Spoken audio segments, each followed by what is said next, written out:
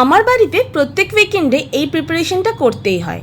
Friday হলেই ছোটোবাবুর দাবি থাকে, মাম্মাম এই উইকেন্ডে ফ্রাইড রাইস চিলি চিকেন হবে তো। তার জন্য 3টে ডিমকে ফাটিয়ে নিয়েছি ডিমের ভুর্জি করব বলে।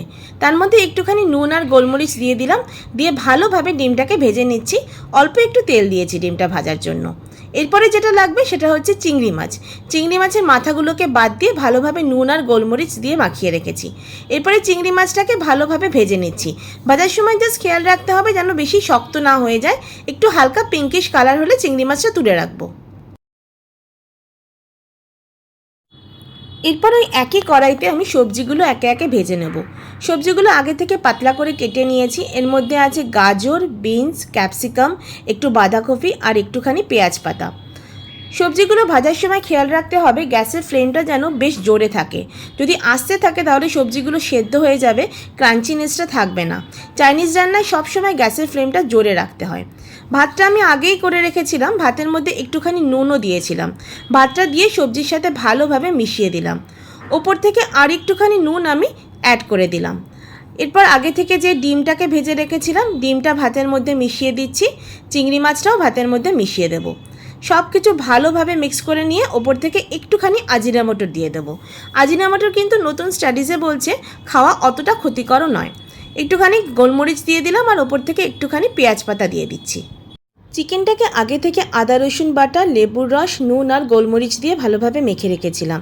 তারপরে একটা ডিম আর একটুখানি কর্নফ্লাওয়ার দিয়ে ভালোভাবে মিশিয়ে নিলাম। এরপরে কড়াইতে বেশ কিছুটা তেল দিয়ে চিকেনগুলোকে একে একে ভেজে নেব। এই ভাজার সময় খেয়াল রাখতে হবে গ্যাসের আঁচটা যেন একদম লো মিডিয়ামে থাকে। যদি কড়া আঁচ থাকে তাহলে কিন্তু চিকেনটা ওপর থেকে পুড়ে যাবে আর ভেতরে রান্না হবে না। তাই জন্য একদম মিডিয়াম আঁচে চিকেনগুলো ভেজে নেব। এক একটা সাইড হতে মোটামুটি 4 থেকে 5 মিনিট মতো লাগবে। 2 পিঠ ভালোভাবে ভেজে চিকেনগুলোকে তুলে রাখবো। আমাদের বাড়িতে এই ভাজা চিকেনগুলো এমনি বেশ কিছুটা খাওয়া হয়ে যায়।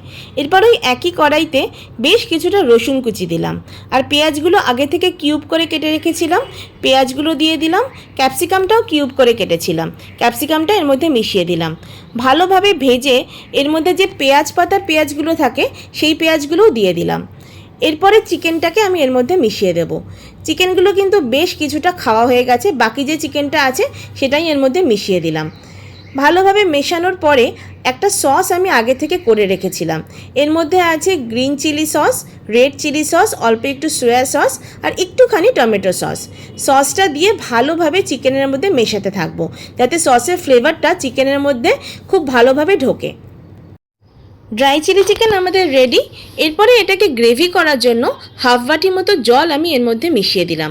তারপরে ওপর থেকে দিয়ে দিচ্ছি অল্প একটু নুন আর একটুখানি গোলমরিচ। যেহেতু সসের মধ্যে অলরেডি নুন আছে, বেশি নুন দেওয়া যাবে না। আর গ্রেভিটাকে একটু থিক করার জন্য 1 চামচ কর্নফ্লাওয়ার জলে গুলে দিয়ে দিলাম। আর অথেন্টিক চাইনিজ ফ্লেভার আনার জন্য ওপর থেকে দিলাম একটুখানি আজিনামোটো আর একটুখানি পেঁয়াজ পাতা। ওপর থেকে 1 চামচ সাদা তিলও ছড়িয়ে দিলাম। চিকেন অ্যান্ড ফ্রাইড রাইস এর সাথে কিন্তু আমাদের সকলেরই ছোটোবেলার বেশ কিছু স্মৃতি জড়িয়ে আছে।